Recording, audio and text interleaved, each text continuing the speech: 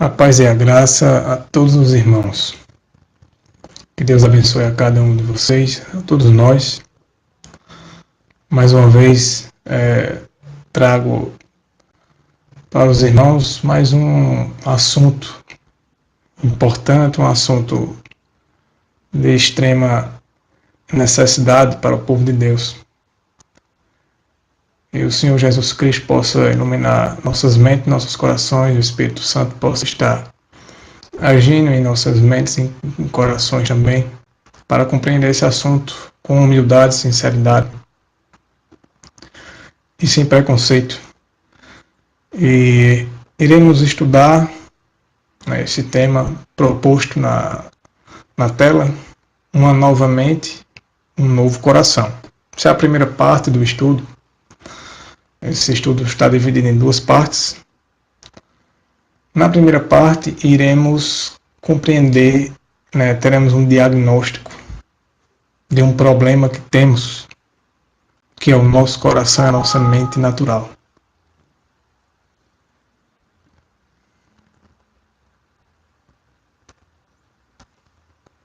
Então, de acordo com o tema, iremos aprender a situação da nossa condição natural, da nossa condição carnal, como nascemos, né? E ao longo da vida nos desenvolvemos e passamos a ter todos esses problemas. Iremos nos focar nos problemas morais, né?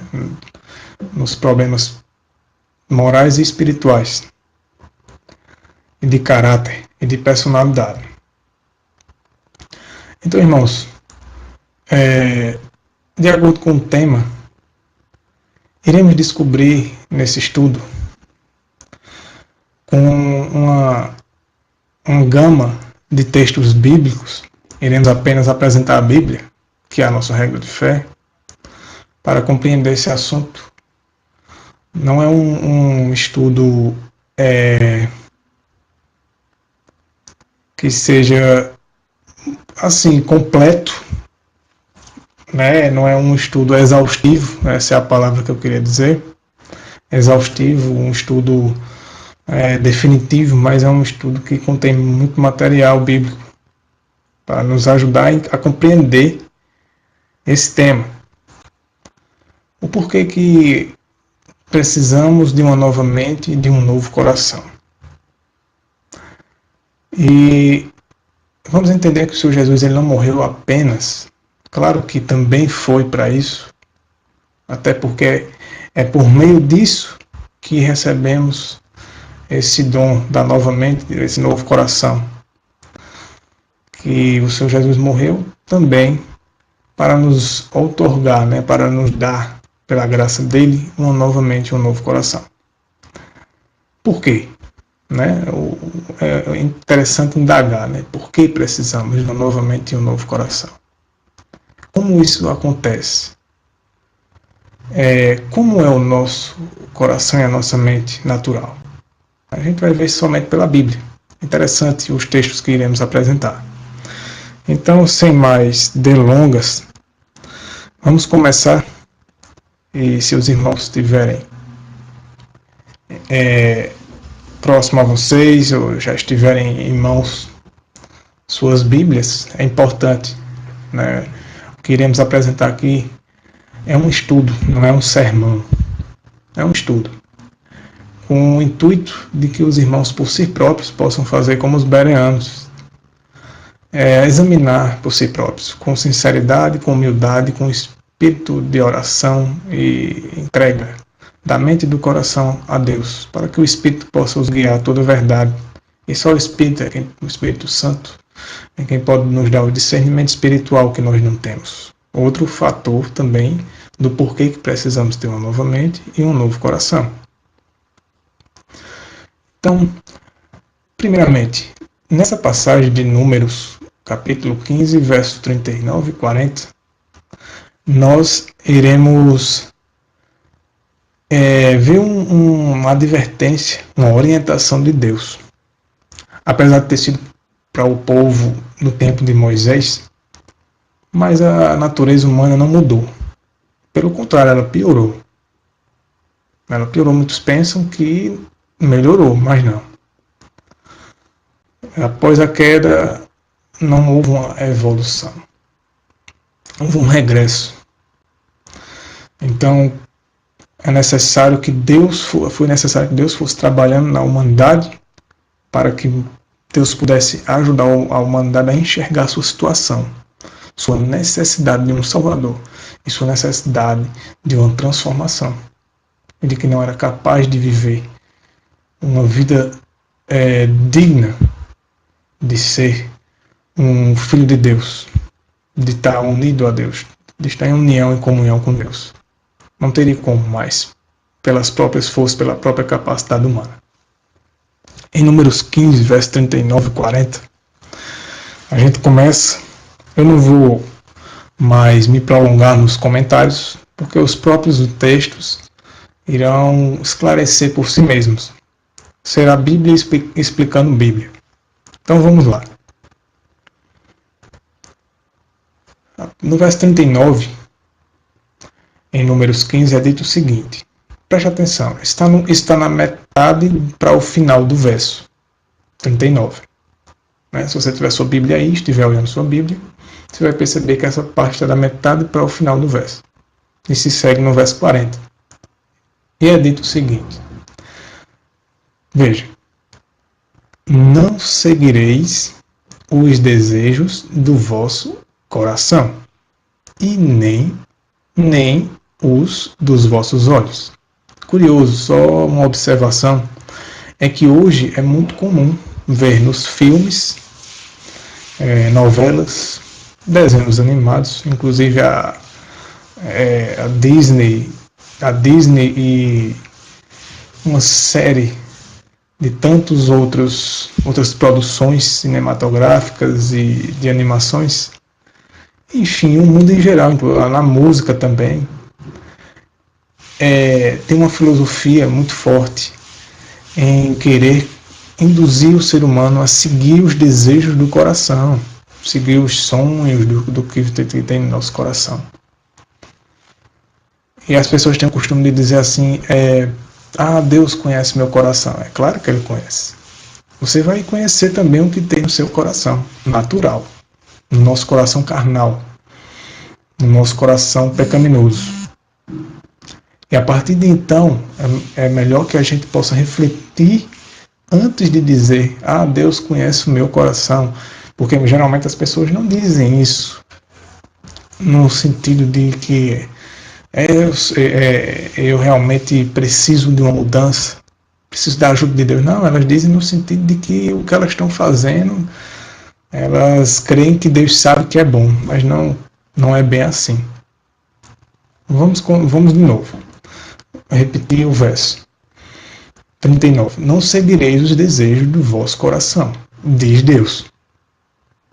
Independente de ter sido para o povo de Israel, mas isso é uma orientação atemporal. Isso é uma orientação para todo o tempo, para todos nós. Não só para o povo daquele tempo.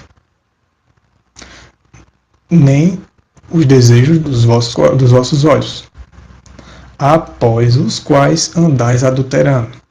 Ou seja, começamos a encontrar um dos problemas de seguir o desejo, do coração humano e dos vossos olhos. Que é por conta disso que os homens andavam adulterando.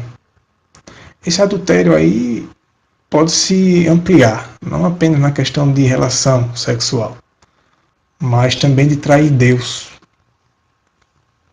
O verso 40 diz, olha só, por que não deveriam seguir os desejos do coração humano? Por quê? E nem dos olhos, aquilo que é, porque Deus dá um conselho interno e externo, da tentação interna e da tentação externa. Por quê? E para quê? Para que vos lembreis de todos os meus mandamentos e os cumprais. E outro i, vírgula, e outro i. e santo sereis a vosso Deus. Percebe? Isso é Deus falando, irmãos. Não adianta a gente argumentar, a gente filosofar, querer dar uma interpretação filosófica, ilusória, porque o texto está dizendo o que realmente o texto está querendo dizer mesmo. É bem direto. Agora, por que Deus ele é taxativo? Ele diz: não sigam os desejos do seu coração. Não sigam nenhum dos vossos olhos, nem daquilo que você enxerga, daquilo que você está vendo, daquilo que você contempla, daquilo que você dá atenção. Cuidado. Cuidado com os desejos dos seus corações, dos vossos olhos. Porque se vocês seguirem, vocês não vão se lembrar de todos os mandamentos do Senhor. Não irão cumprir e não serão santos diante de Deus. Veja o que diz o capítulo 17 de Jeremias.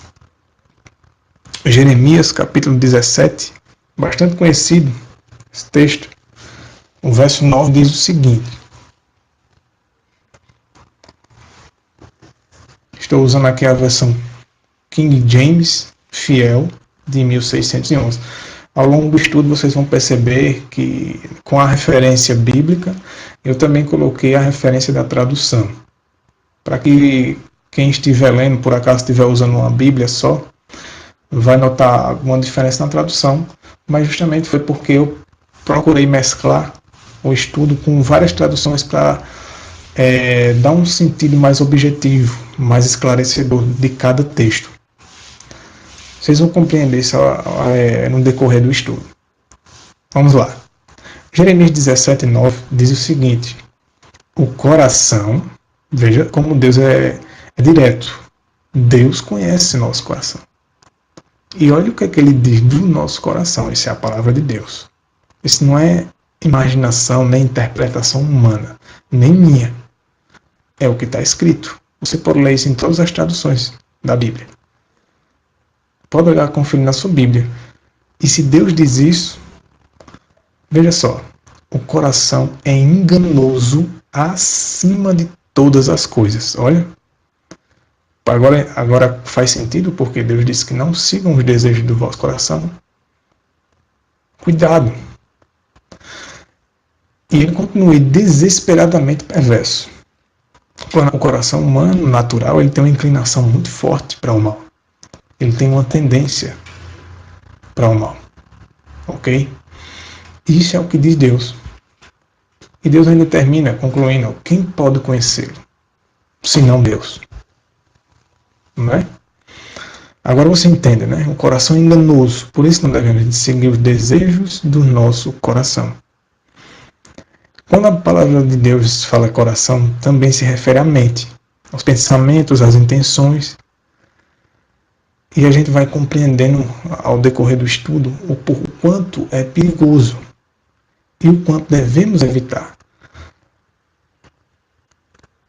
Em Mateus 15, versos 19 e 20, diz o seguinte, no verso 19, veja que interessante, Jesus Cristo aqui, em sua onisciência, vinda de Deus, ele esclarece aqui ao ser humano o que tem no coração natural, no coração carnal. Vocês vão entender ao decorrer do estudo por que eu falo coração natural, coração carnal, coração pecaminoso. Por acaso existiria algum outro tipo de coração que não seja assim? Eu adianto a vocês que sim, existe.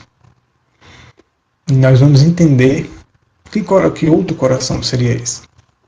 A Bíblia nos revela. No verso 19 de Mateus 15 é dito o seguinte: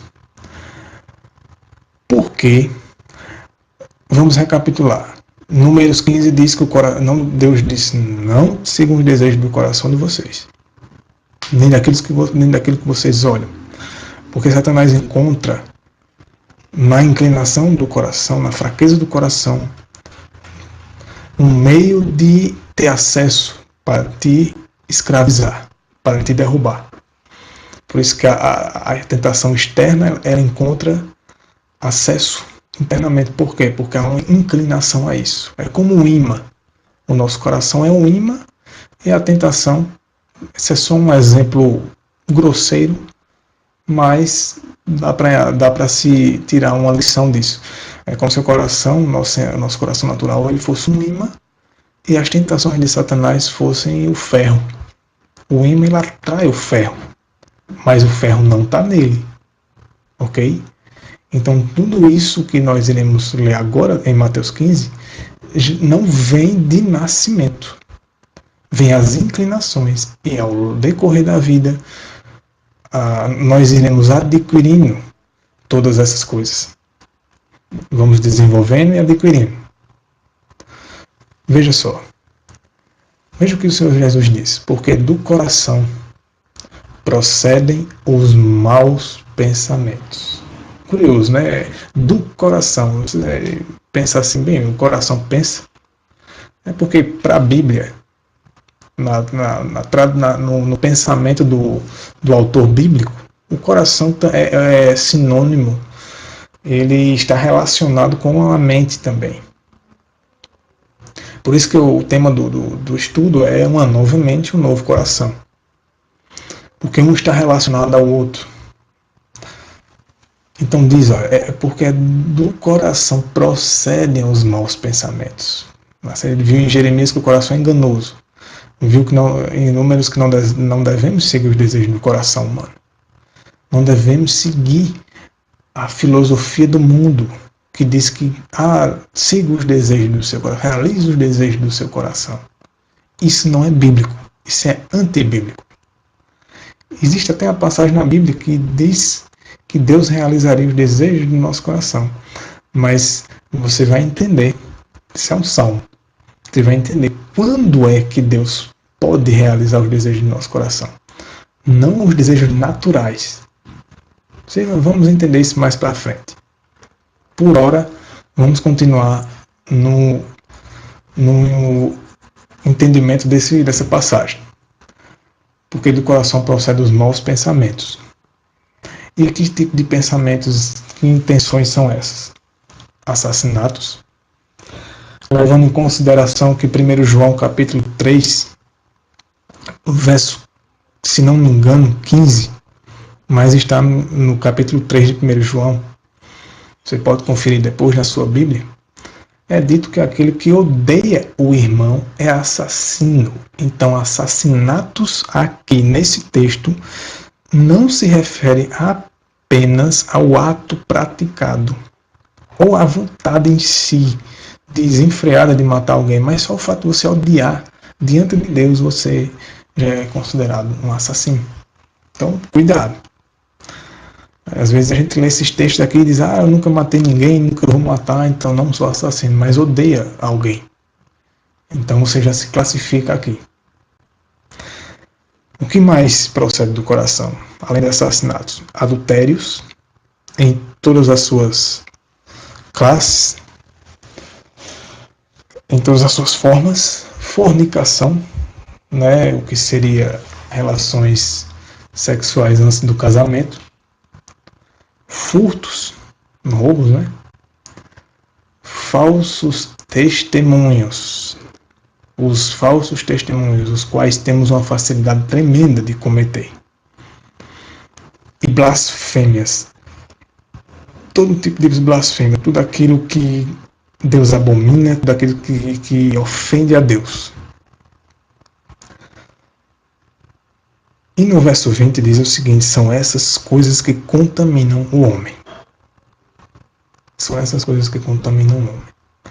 Bem, todos temos esse coração. E de todos é requerido que não siga os desejos do coração, porque são isso, os desejos do coração, e mais algumas coisas. E é dito porque o coração é enganoso. Mas isso a gente já sente com uma facilidade muito grande. Só que a Bíblia diz, em Gálatas 5, em 1 Coríntios 6, que essa classe de pessoas quem comete esses atos, seja por intenção, por pensamento ou prática, veja qual é o final, né, de pessoas que vivem nessas práticas. Qual será o final dessas pessoas? Qual será a recompensa? Em Gálatas 5, dos versos 19 a 21, no verso 19 é dito o seguinte: ora, as obras da carne são manifestas, as obras da carne. Preste atenção. Imoralidade sexual, impureza e libertinagem. Hoje é comum ver essas coisas, essas características, essas práticas de coisas ocorrendo no meio cristão. As pessoas pensam que é assim mesmo, é normal, a gente é pecador mesmo e comete isso mesmo. Eu até concordo que nós temos esse coração, nós temos essa natureza que é predisposta a isso, que é inclinada a essas coisas. E principalmente aqueles que se converteram depois de adulto e depois de ter feito muita coisa errada. Aí é que essas coisas são latentes mesmo. Porém, eu estou passando nessa primeira parte do estudo o diagnóstico, o problema. Mas eu irei passar na segunda parte a solução de Deus para isso. Para que não tenhamos desculpa de dizer que é assim mesmo, isso é de nós e iremos fazer e praticar essas coisas o resto da vida. Mas vamos lá. Se tivermos ou retermos essa ideia, essa filosofia para o resto da vida, você vai ver o fim daquele que viver a vida assim, mesmo depois de conhecer a Cristo e a sua vontade. Preste atenção, vamos continuar no verso 20. Continuando as obras da carne. Idolatria, feitiçaria. Muitas dessas coisas a gente não pratica muitas vezes, por sermos cristãos. Só uma observação. Apesar de saber que não será só cristãos que possam vir a assistir esse vídeo, pode ser que também não sejam cristãos. Esse vídeo, esse estudo é para todos. Mas quando eu falo cristãos, é porque o cristão ele tem acesso ao conhecimento, à palavra do Senhor. Então o cristão ele tem mais noção. Pelo menos deveria ter. Então, apesar de não praticar essas coisas, muitas vezes nós pensamos assim, eu não pratico. Mas só em praticar qualquer uma dessas coisas, você vai ver o resultado final de quem continua a vida inteira praticando essas coisas. Continua, aqui no verso 20. Depois de feitiçaria, obras da carne, ódio, discórdia, ciúmes, ira, egoísmo, dissensões e facções. Todo esse tipo de coisa. Essas facções e dissensões aqui, a gente até pode pensar que é coisa de gangues e de tráfico e de ladrões e bandidos. Nem sempre, certo? Facções são grupos de pessoas que elas se unem com propósitos malignos. Se juntam para fazer coisas erradas. Não necessariamente roubar e matar. Pode ser para falar mal de pessoas, difamar pessoas, caluniar pessoas, sujar a imagem de outras pessoas. Enfim, uma série de coisas, dissensões também. O verso 21 continua: inveja, embriaguez, orgia. A gente olha assim para embriaguez, orgia, essas coisas mais assim escancaradas, e a gente pensa, eu não pratico essa coisa, então eu sou um santo, eu sou melhor do que aqueles que praticam. Não, todos estão diante de Deus, todos estão na mesma situação. Mesmo que você não seja uma pessoa alcoólatra, mas se você pratica qualquer outra dessas coisas, egoísmo, ira, ódio, discórdia, ciúme, inveja, libertinagem, você também vai não vai ter o mesmo fim que aquele que pratica embriaguez e orgia. E termina aqui, ó, essa primeira parte, aqui ainda no verso 21, que está sublinhado, ó, e coisas semelhantes. Não para por aí. Agora veja como a palavra do Senhor finaliza esse verso. 21, de Gálatas 5. Eu os advirto, como antes já os adverti. Aqueles que praticam essas coisas não herdarão o reino de Deus. Grave isso na sua mente. Aqueles que praticam, vou repetir, aqueles que praticam essas coisas não herdarão o reino de Deus. Isso é a palavra do Senhor. E você deve pensar, então ninguém nesse mundo vai herdar o reino de Deus, porque não tem quem não pratique. Bem, não tem quem não tenha praticado, exceto um recém-nascido, que vem a morrer com um dia de vida, com poucos dias de vida, com poucas semanas de vida, com poucos meses de vida. Mas são exceções. Via de regra, todos vieram a praticar várias dessas coisas ao longo da vida. Mas uma coisa é, praticaram. Será que terão que praticar o resto da vida? Porque se você pensar que sim, até a volta de Cristo, aqui é dito que aqueles que praticam, e não diz só daqueles que não aceitam a Jesus, é geral. Não está aqui classificando que são só os incrédulos, mas serve para os crentes também. Aqueles que praticam essas coisas não herdarão o reino de Deus. Veja a mesma ideia nessa outra passagem de 1 Coríntios, capítulo 6, verso 9 e 10. Veja só.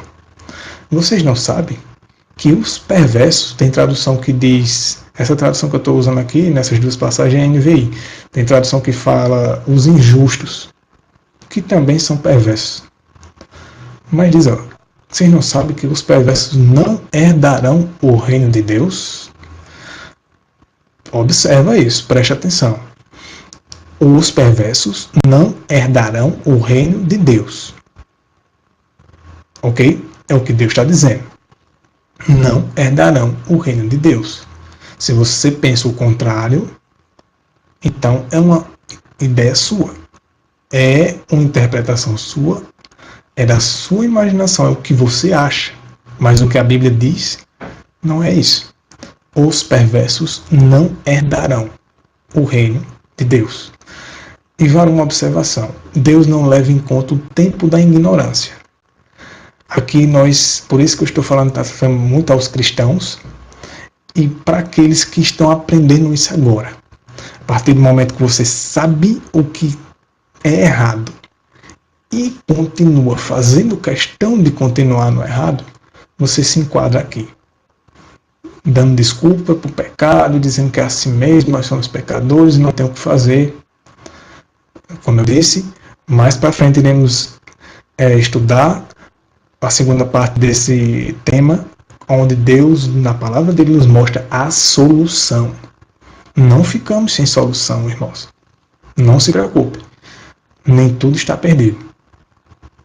Deus tem uma solução para nós. E louvado seja Deus por isso. Mas vamos lá. Quem são esses perversos que não herdarão o reino de Deus? Além dessa classe que pratica essa série de pecados aqui de Gálatas 5. Tem mais aqui em 1 Coríntios 6. Continua aqui. Não se deixem enganar. Nem imorais, que é o que pratica imoralidade sexual e outros tipos de imoralidades. Nem idólatras.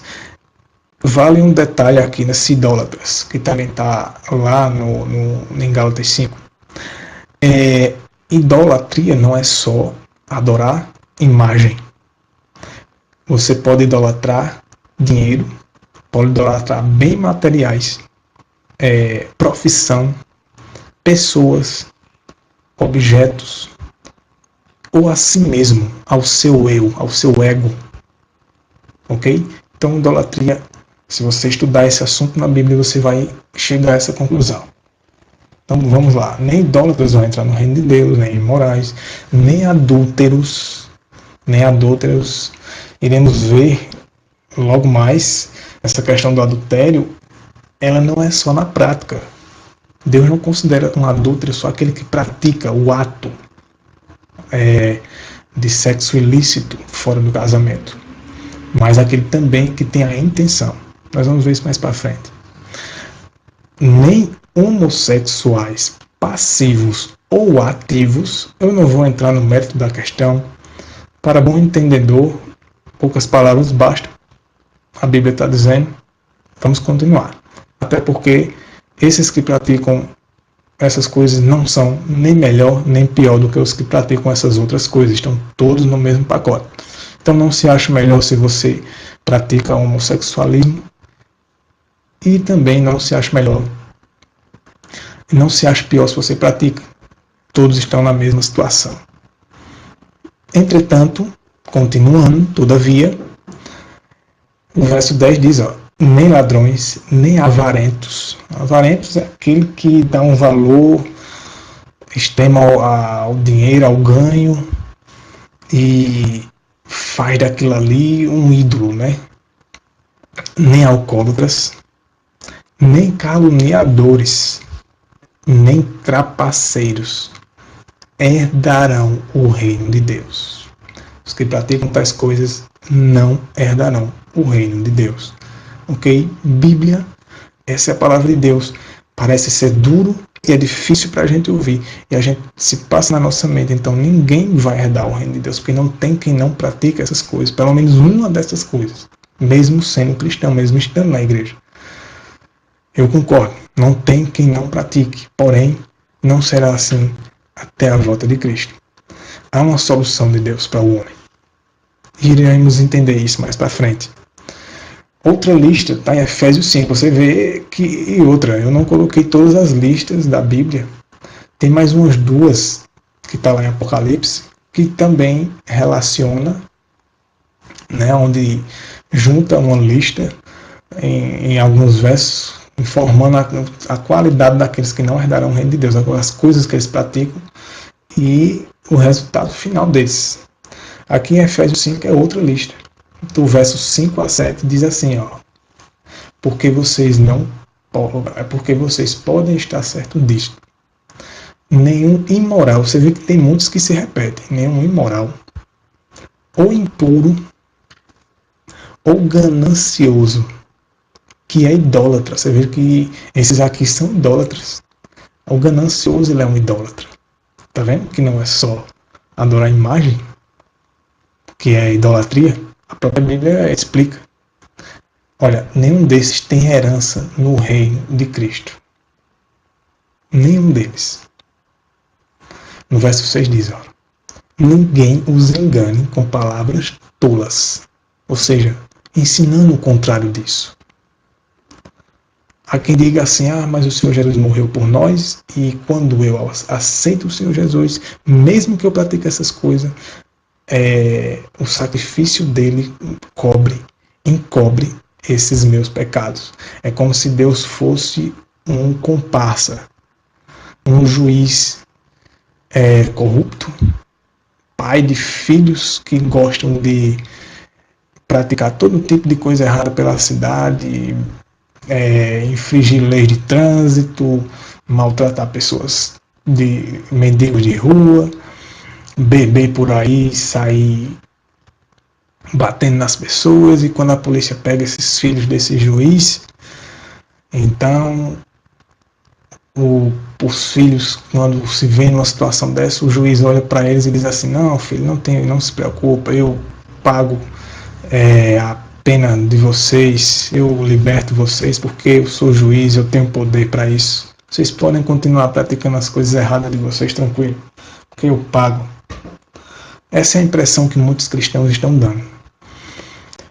Por isso que muitas pessoas, como dizia Mahatma Gandhi, disse, eu não sou cristão por causa dos cristãos.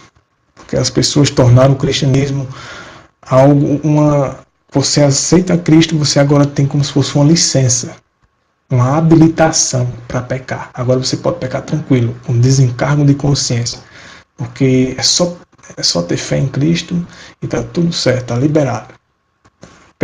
Apesar dos cristãos não admitirem isso, mas na prática eles vivem isso. Pelo menos boa parte, não estou generalizando. Tem os fiéis e os sinceros entre Deus, principalmente aqueles que estão sendo enganados. Às vezes que estão confiando em homens que estão ensinando a eles o contrário dessa verdade que eu estou lendo para vocês.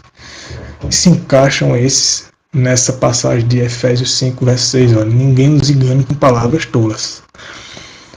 Pois é por causa dessas coisas, tanto desse engano, quanto dessas coisas do verso 5, né, que não herdarão o reino de Deus, que a ira de Deus, continua aqui no verso 6, que a ira de Deus vem sobre quem? Sobre os fiéis? Os obedientes? Não, sobre os que vivem na desobediência. Você desobedece quando você sabe o que tem que obedecer. Você não pode ser obediente a algo que não lhe pediram para obedecer. Então Deus aqui está se referindo àqueles que sabem o que tem que ser feito, mas não fazem. E o verso 7 diz, portanto, não participem com eles dessas coisas. Sejam eles crentes ou não. Mateus 5, verso 27 e 28. Só lembrando que o tema principal do nosso estudo é o coração humano, a mente humana. Então, preste atenção. Em Mateus 5, 27 e 28 é uma passagem bastante conhecida. E a gente já viu o que procede do coração e que quem vive praticando essas coisas não herdará o reino de Deus. Por isso que Deus disse, não sigam os desejos dos seus corações, porque o coração é enganoso e do coração procede essas coisas, todo tipo de pecado, e quem pratica esses pecados não herdará o reino de Deus. Ok? Por quê? Veja o verso 27. Ouviste que foi dito? Não adulterarás. Vale ressaltar que a gente vai tirar o princípio por trás dessa passagem. Não vamos nos focar apenas no adultério. Ok? Porque o que ocorre aqui, esse exemplo do adultério é um exemplo, mas ocorre com todas as outras coisas. Por isso que a Bíblia diz lá em 1 João 3 que aquele que odeia o irmão é um assassino, é como se ele tivesse assassinado o irmão. Mesmo que ele não venha a praticar o ato, mas diante de Deus ele é um assassino. Para você ver como é profundo o julgamento de Deus. Como Deus julga as coisas. Por isso que a gente vai ter uma solução para isso. O verso 28 diz, eu porém vos digo, qualquer que olhar para uma mulher com intenção impura, no coração já adulterou com ela. Eu, porém, vos digo, olha só, qualquer que olhar, não é praticar, para uma mulher ou um homem, serve para homem e para mulher, com a intenção impura. Então aqui fica, você pode até imaginar que tipo de intenção deve ser essa. Não iremos entrar no mérito da questão. Mas intenção impura a gente sabe que qualquer pensamento ou intenção que você tiver com outra pessoa, não necessariamente apenas de sexo, mas só em desejar aquela pessoa que naturalmente vai levar para esse outro lado, no coração ou na mente, já adulterou com ela. Você veja como Deus julga as coisas. Ok? Por isso que Deus diz para tomar cuidado também com aquilo que a gente olha. Porque a tentação que Satanás joga, ele joga porque ele conhece a fraqueza do nosso coração. Ele nos estuda. Ele estuda a humanidade há milênios para poder saber aonde atacar a pessoa. Porque ele sabe que o nosso cérebro, o nosso coração, a intenção vem de dentro. Ela começa na mente, nos pensamentos. E aquilo que nós contemplamos vai transformando nossa mente. E faz com que a gente passe a praticar aquilo, não só no ato, na atitude, na prática mesmo, mas também na intenção. Porque O que falta, muitas vezes, é a falta da oportunidade. Porque se a gente tivesse a oportunidade, hoje, se muitas pessoas... Por isso que Deus diz que aquele que odeia o irmão é assassino. Porque muitos que odeiam o irmão, ele só não mata porque existe uma lei civil que diz que se matar vai preso, ou dependendo do país, pode até ser morrer, né? Ou prisão perpétua, enfim. Existe uma consequência temporal, terrena, mas as pessoas não deixam de praticar aquilo ali, não é por conta que ela não quer praticar, que ela não, é porque é a circunstância, ela pensa no que vai acontecer com ela aqui nessa vida, as consequências, mas ela não pensa que aquilo é um pecado diante de Deus, que ela ofende a Deus. E Jesus disse: aquele que você fizer contra um desses pequeninos, contra qualquer pessoa, você estará fazendo contra mim. E as pessoas não pensam nisso. Então, irmãos, o Senhor Jesus termina essa passagem no verso 29 dando um conselho. Já que você entendeu a sua situação, você entendeu o seu estado, sua condição, a situação em que se encontra sua mente e seu coração natural, carnal, pecaminoso, então você agora percebe o quanto a gente é perigoso, o quanto a gente precisa tomar cuidado, o quanto a gente precisa de ajuda, o quanto a gente precisa de Deus para nos ajudar. O Senhor Jesus disse: ó, se o seu olho direito o fizer pecar, arranque-o e lance-o fora. É melhor perder uma parte do seu corpo do que ser todo ele lançado no inferno, no lago de fogo. Por que ele disse isso? Será que o Senhor Jesus estava falando literalmente? Será que o Senhor Jesus estava pedindo para que a gente arrancasse literalmente nosso olho direito? Então imagina, para onde você olha tem tentação. Então a gente teria que se cegar, a gente teria que arrancar nossos olhos literais. Não é isso que ele está querendo dizer. O que ele diz é que aquilo que te leva a pecar, tira isso da tua vida. Aquilo que te leva, e você deve pensar: mas é o meu coração, a minha mente que me inclina ao pecado. Então como eu posso fazer? Eu vou tirar meu próprio coração literalmente, arrancar ele do meu corpo, ou tirar meu cérebro? E nós sabemos que não é bem assim. Entretanto, Deus faz algo no ser humano. Ele providenciou uma solução que quase parece com isso, literalmente. Você lembra, é o que eu diria, é o que eu chamaria de transplante de Deus, transplante de coração e de cérebro de Deus. É um transplante espiritual. É a solução de Deus que iremos ver mais para frente. Mas conseguimos agora enxergar a nossa situação e começamos a entender a seriedade de que precisamos não só de um Salvador que nos perdoe, mas também que nos transforme, que molde nossa mente, que nos ajude a não ceder ao desejo do coração carnal, nos ajude a não ceder às inclinações, nos ajude a não viver conforme a vontade da minha carne, da minha natureza pecaminosa. Porque se assim não fosse, então o sacrifício do Senhor Jesus seria apenas algo externo, apenas algo que valeria exteriormente só para, no registro, encobrir os meus pecados, ilusoriamente dizer que eu não mais cometo isso, eu estou perdoado disso, daquilo, quando na realidade eu estou ainda praticando e muitas vezes nem me arrependi, porque se arrepender da boca para fora não é um verdadeiro arrependimento. A Bíblia diz que, Atos 3,19 diz que temos que nos arrepender e nos converter dos nossos pecados para que seja cancelado ou perdoado o pecado.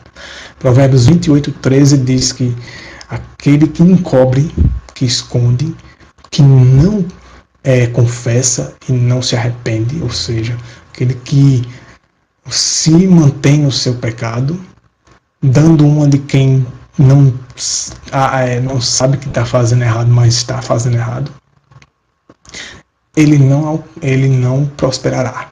Mas o que confessa os seus pecados e deixa, esse é que alcançará a misericórdia de Deus. Isso é bíblico. Então, qual a solução? O Senhor Jesus deu a solução na cruz, no Calvário. Morreu por nós. Pela misericórdia, pela graça dele, nós não fizemos nada para merecer isso. Ele nos deu, pela graça dele, de graça, uma segunda chance. Ele nos salvou. Mas Mateus 1:21 diz que ele veio para nos salvar dos nossos pecados, não em nossos ou nos nossos pecados, para nos manter em pecado, mas para além de nos salvar da condenação dos pecados que já cometemos, para nos perdoar, também nos ajudar a não mais cometê-los. E a solução, a gente vai encerrar essa primeira parte com os primeiros passos para essa solução que o Senhor proveu com a morte e ressurreição e a assunção ao céu do Senhor Jesus Cristo, que hoje está no santuário celestial, para nos ajudar por meio do Espírito Santo a viver uma transformação, para nos ajudar a não mais cometer esses pecados que cometemos. Em Jeremias 13:23 é dito o seguinte, veja que interessante esse verso: porventura pode o etíope mudar a sua pele? Ou o leopardo as suas manchas? Pode um animal, uma zebra, um leopardo, tirar aquelas manchas dele? Ele tem essa própria capacidade? Não. Então Deus compara, aqui em Jeremias 13:23, a mesma situação do animal com a nossa. Então podereis vós fazer o bem, agora veja o detalhe, sendo ensinados a fazer o mal. Olha, tem tradução que diz acostumados a fazer o mal, mas a tradução mais interessante é essa, que é a da Almeida Corrigida Fiel. Sendo ensinados a fazer o mal, podereis vós fazer o bem dessa forma? Não. Por si próprio, por nós mesmos, por nossa própria capacidade, de nossa própria força, nunca. Porém, João 15, verso 5 diz, Seu Jesus dizendo, João 15, verso 5, porque sem mim nada podeis fazer. Sem o Senhor Jesus, nada podemos fazer. Agora, o contrário disso, como ficaria?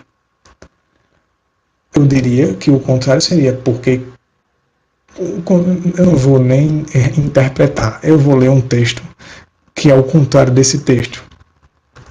Mateus 19:26, na tradução King James Fiel de 1611, Mateus 19:26 é um texto fabuloso, tremendo, esperançoso. Olha que texto.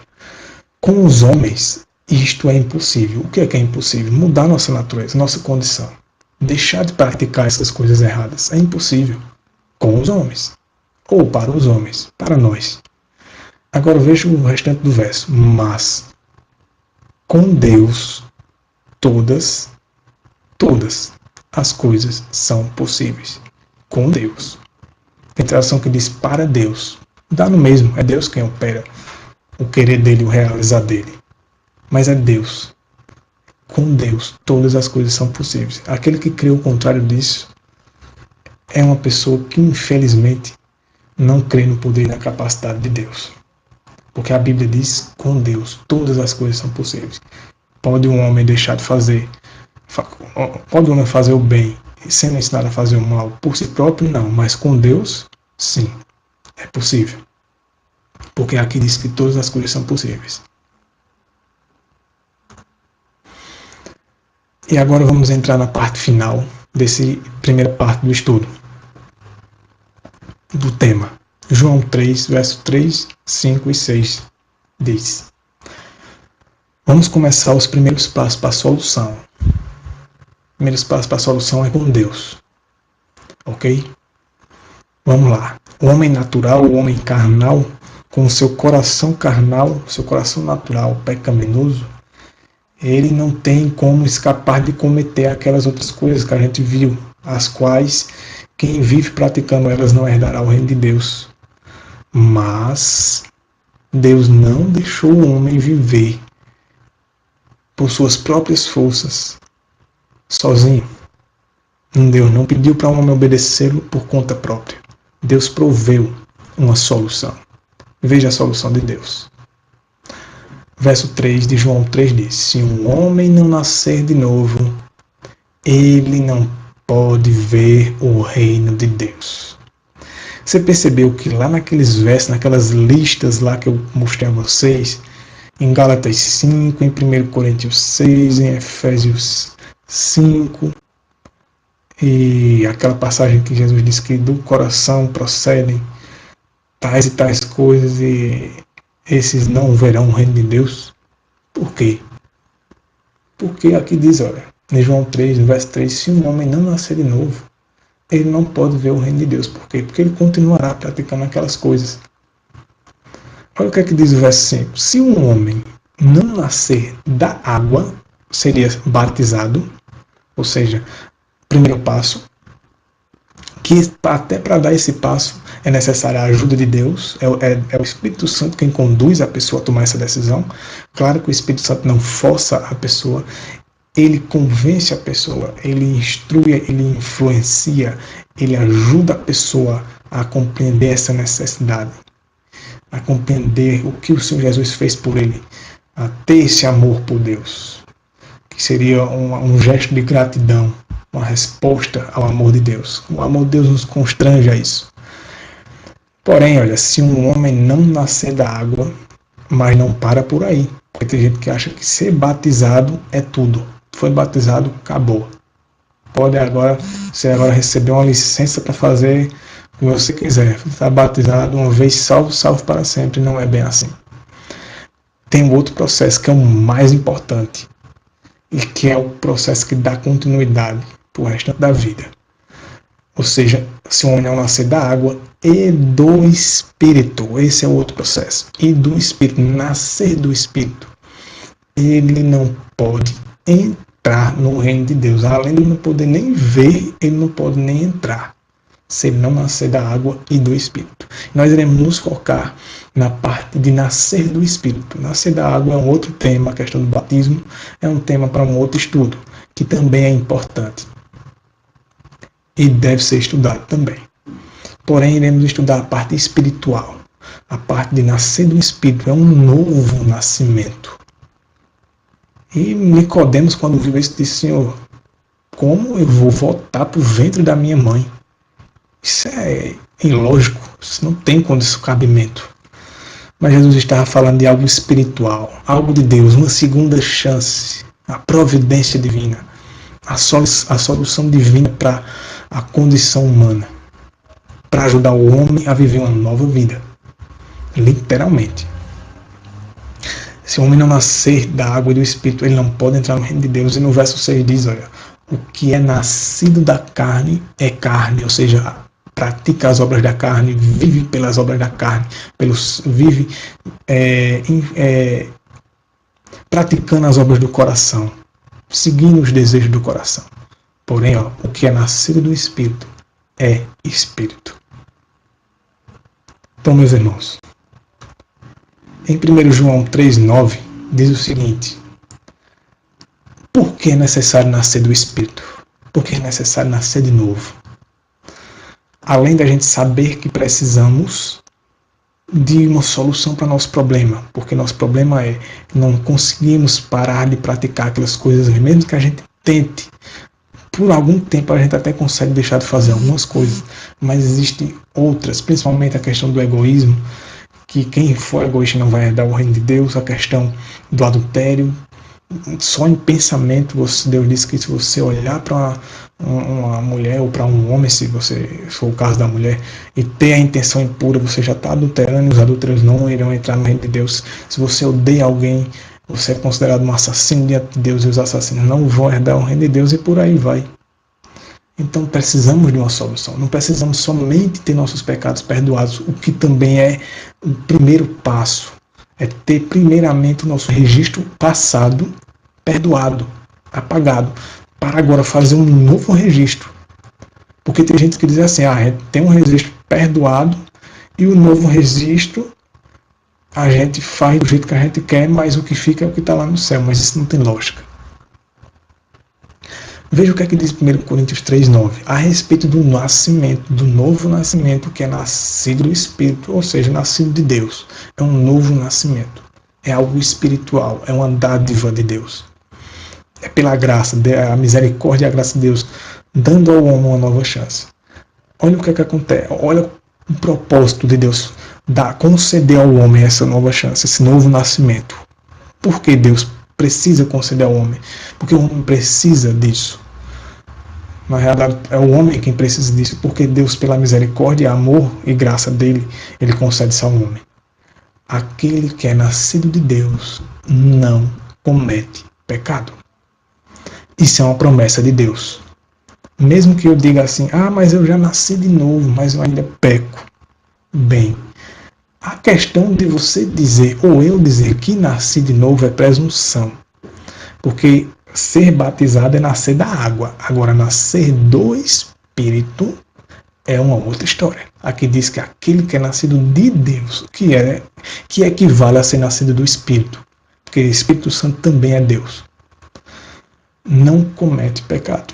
Essa é uma promessa de Deus, porque a sua semente, a semente de Deus, Deus compara o poder dele com uma semente dentro de nós, permanece nele, ou seja, em nós, e não pode pecar, é porque ele dá o poder para isso, porque é nascido de Deus, e você vai entender isso mais para frente.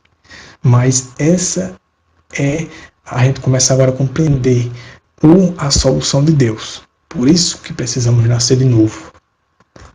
Em 1 João também, capítulo 5, verso 4, diz assim, porque todo o que é nascido de Deus vence o mundo.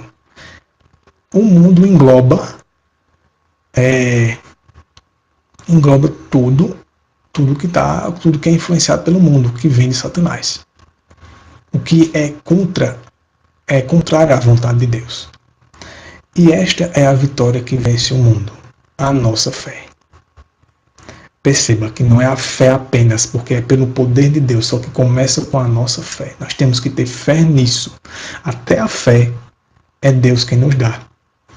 A Bíblia diz que o Senhor Jesus Cristo, ele é o autor e consumador da nossa fé. Então a fé não vem de nós, é uma dádiva do Senhor Jesus para nós. Ele nos dá, mas ele não nos dá forçadamente. Nós precisamos querer ter essa fé, desejar ter essa fé. E essa fé, ela opera obras. Assim como está lá em Tiago, capítulo 2, que não é só pela fé que o homem é justificado, mas também pelas obras. Não somente ele é justificado por obras, não somente pela fé.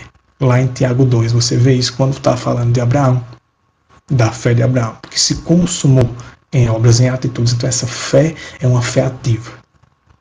Então, meus irmãos, Gálatas 5, 16 e 18 diz o seguinte: uma outra razão do porquê que é necessário nascer de novo. E o que esse novo nascimento nos proporcionará. O que Deus, qual o objetivo de Deus em dar esse novo nascimento ao homem, ao ser humano. Essa segunda chance. Veja só. Gálatas 5,16 diz, isto vos digo, andeis no Espírito. Como é possível andar no Espírito? É quando você nasce do Espírito. É pela fé. É o novo nascimento. Ok? É um nascimento espiritual que vem de Deus. Se eu andar no Espírito, por meio da fé, por meio do poder de Deus, pela graça do Senhor Jesus Cristo, não satisfareis os apetites da carne. O que seria isso? O mesmo verso, a mesma passagem, Gálatas 5,16, em outra tradução, essa tradução primeira que eu li é a King James Fiel, de 1611, é uma tradução antiga, tradução usada pelos reformadores, por Martinho Lutero, por João Calvino, John Wesley, e os pioneiros de todas as igrejas da igreja, os pioneiros da nossa igreja, todos eles usaram essa tradução tremenda, é a tradução que eu recomendo muito. Na realidade, a tradução para mim está em primeiro lugar, mas eu também gosto de outras traduções para fazer estudo. Então, na nova tradução da linguagem de hoje, que é a NTLH, eu analisei esse mesmo verso e vejo como está. Ele fica mais claro, mais objetivo. Ele dá um sentido do que o verso aqui está querendo dizer. Não andeis no espírito e não satisfareis os apetites da carne, ou as concupiscências da carne, como está em outras traduções. Aqui na linguagem de hoje diz o seguinte, quero dizer a vocês o seguinte: deixem que o Espírito de Deus, ou o Espírito Santo, dirija a vida de vocês. Olha como é que começa. Deixem que o Espírito Santo dirija a vida de vocês. E acontecerá o quê? E não obedeçam aos desejos da natureza humana. Olha a solução de Deus. Nós agora estamos chegando no final dessa primeira parte desse tema, já abordando a solução. O diagnóstico foi repassado. Nosso coração ele é enganoso. E se vivemos praticando as obras da carne, as obras do coração natural, não herdaremos o reino de Deus. Lembrando que a salvação não é pelas obras. Entretanto, seremos julgados pelas obras.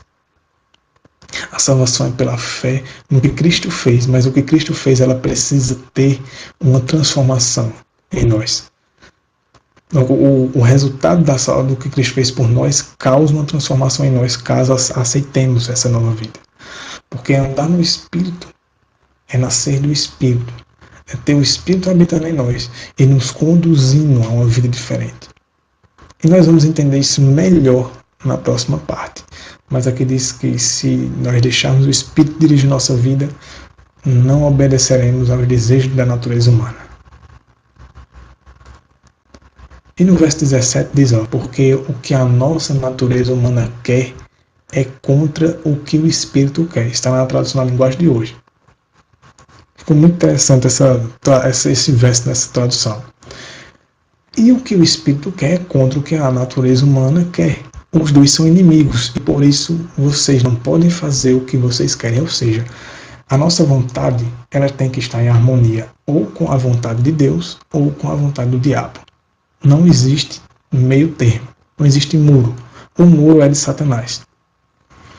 Ou você entrega a sua vontade a Deus, ou você permite que Deus opere em você, em nós, o querer dele, o operar e o realizar dele segundo a boa vontade deles, ou é Satanás quem irá nos dominar. Então nossa vontade precisa ser transformada, santificada. Ela precisa ser harmonizada com a vontade de Deus. Por isso que não podemos fazer o que queremos, porque a nossa natureza ela não quer o que vem de Deus. E o Espírito não quer o que está em nossa natureza, por isso que o Espírito quer nos ajudar a fazer a vontade de Deus. E no verso 18 diz, porém, se deixardes que o Espírito vos guie, já não estáis sob a lei. É uma observação. Muitos interpretam dizendo que essa passagem quer dizer que a gente não precisa mais obedecer à lei de Deus. Nós vamos ver isso mais para frente, se realmente é isso mesmo. Pela Bíblia, não pela filosofia humana ou pela interpretação humana. Mas aqui diz, porém, se deixares que o Espírito vos guie, já não estáis sob, ou seja, debaixo da lei, no jugo, na condenação da lei. Por quê? Porque a lei diz, não adulterarás. E eu, por minha própria natureza, não consigo não adulterar. Consequentemente, estou condenado pela lei. Porém, o Espírito me guia a não adulterar. Então o Espírito não me leva a desobedecer à lei. Pelo contrário, ele me leva a obedecer à lei e, consequentemente, obedecendo à lei, a lei não me condena e já não estou sob a lei, sob a condenação da lei. Esse é o sentido do texto.